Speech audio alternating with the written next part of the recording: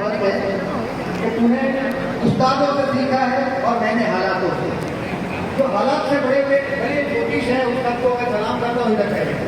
और ज्योतिष हालात से बनता है, किसी उस्ताद की तालीम से ज्योतिष बन जाएगा ये बात छोड़ दीजिएगा।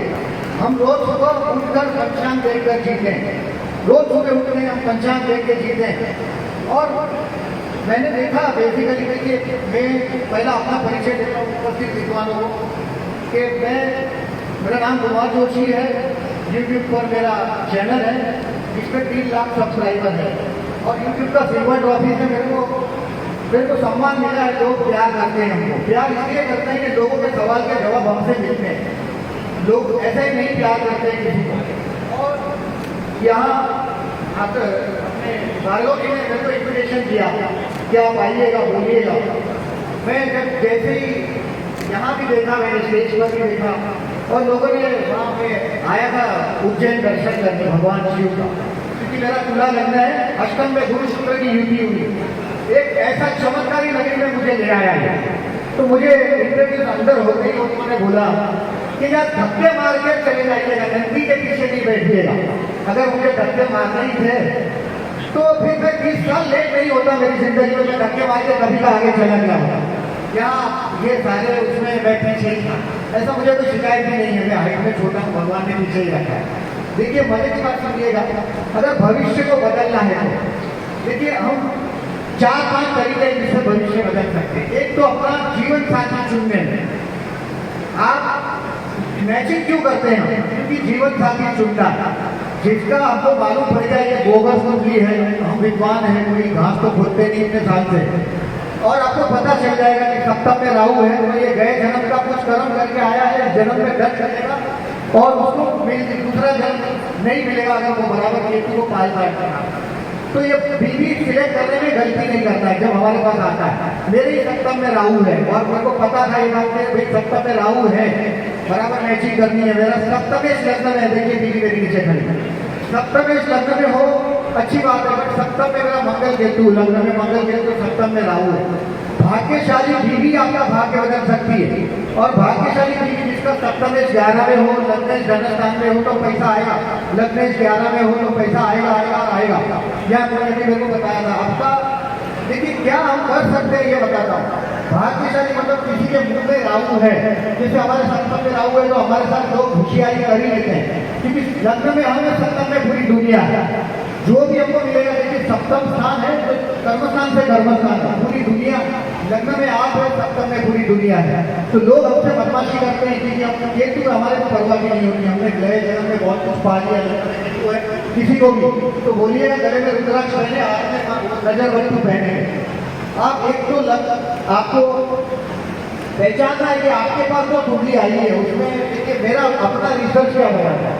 किसी भी लड़की या लड़के का ग्रीन आईज हो, brown eyes, it is not good for the marriage life. Marriage life के लिए ये अच्छी बात नहीं है कि आपकी आंखें ब्राउन है, ब्लू है। 100% लोग अपने स्पाउस के साथ वफादार नहीं होते। आप लिख के रखो ये बात। हाथ में देखते हैं कि देखिए मैरिज लाइन को फॉर्म होता है, यानी कि 2 अंशों में बटी होती है, हार्ट लाइन, लाइफ लाइन और इंटेलिजेंट लाइन एक साथ जमा हो जाती है, तीनों की। वो भी बोगस है, वो आदमी अपनी भावनाओं से खेलता है।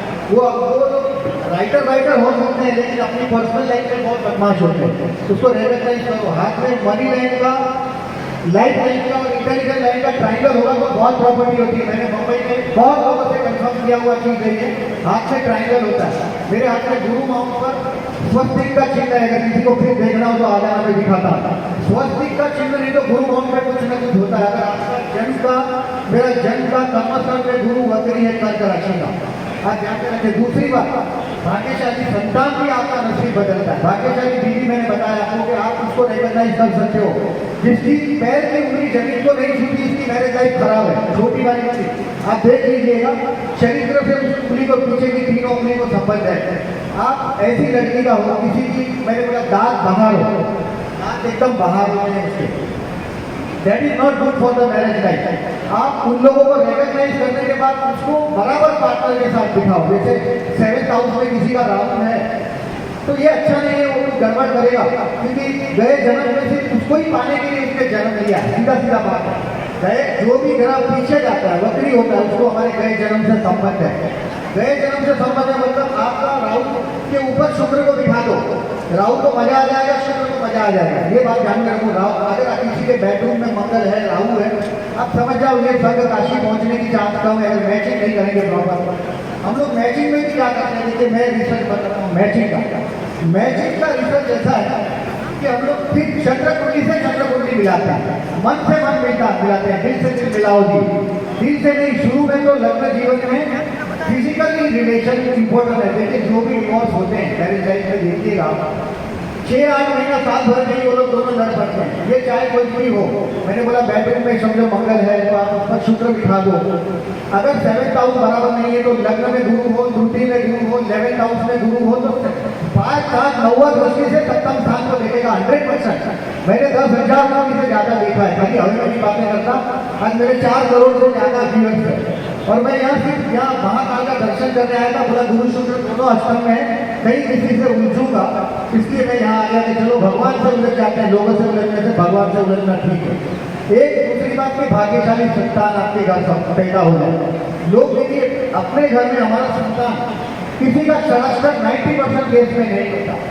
अगर किसी के पंचम में भाई साहब ने किसी ने वो रिसर्च वाले ने बोला कि आपका गुरु बिगड़ा नहीं होना चाहिए, शनि के साथ हो तो गड़बड़ है, आपका फर्टिलिटी खराब हो जाता है। फर्टिलिटी गुरु के साथ शनि है तो खराब होगा ही, गुरु अगर राहु के साथ है तो खराब होगा ही, गुरु अगर राहु के नक्षत्र में तो भी सत्यानाश होगा।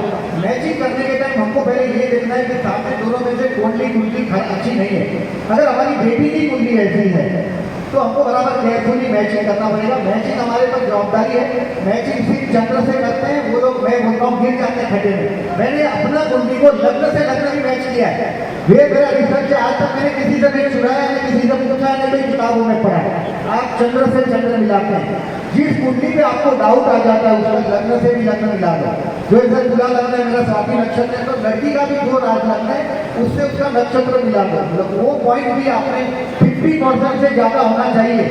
और अगर कोई बोलता है नारी का तो अगर पंचम को गुरु देखता है, गुरु अगर देखता होगा ना 5th हाउस को तो औलाद होगा। मेरे साले को पंचम में गुरु है, कर्क लग्न है उनका, और नवम स्थान का उसका नवम स्थान में मीन राशि आता है, कर्क लग्न वृश्चिक राशि पंचम में, नवम में गुरु मंगल का परिवर्तन होता होगा।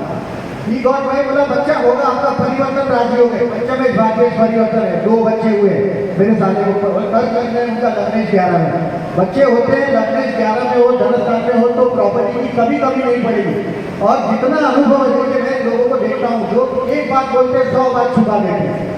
आफ्टर ऑल इतने सालों का अनुभव कोई ऐसे ही फोकस में नहीं बात देता।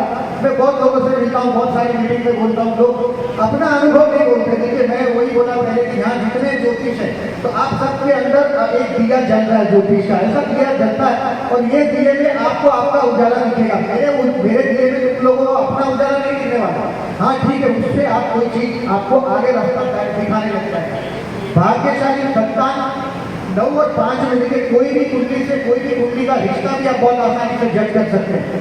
अगर कोई अभी मेरा दूल्हा लग्न है, मैं अपना बात बताता हूँ इसके लिए कि आपको समझने में क्लिक हो जाए। मैं मीन लग्न का आदमी हो, वृषभ लग्न का हो या कन्या लग्न का आदमी हो, मेरे से 6, 8 और 12 लग्न की बात कर रहा हूँ चंद्र जी, उससे जितना आप नजीक जाओगे वो आपको धोखा करेगा, क्योंकि गए जन्म में उसके साथ का कहीं ना कहीं हिसाब पूरा करेगा वो। तो ये हमारे बेटे हमारे लिए अगर पंचम, ज्यादातर मेरा बेटा मेरे सप्तम में आया है, आपका बेटा आपसे 5, 9, 11 और 7 में ही आएगा, लगभग 5, 9, 11, 7 ऐसा ही आएगा।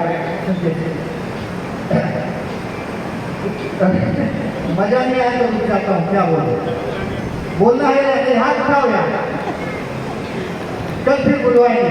जय श्री राम।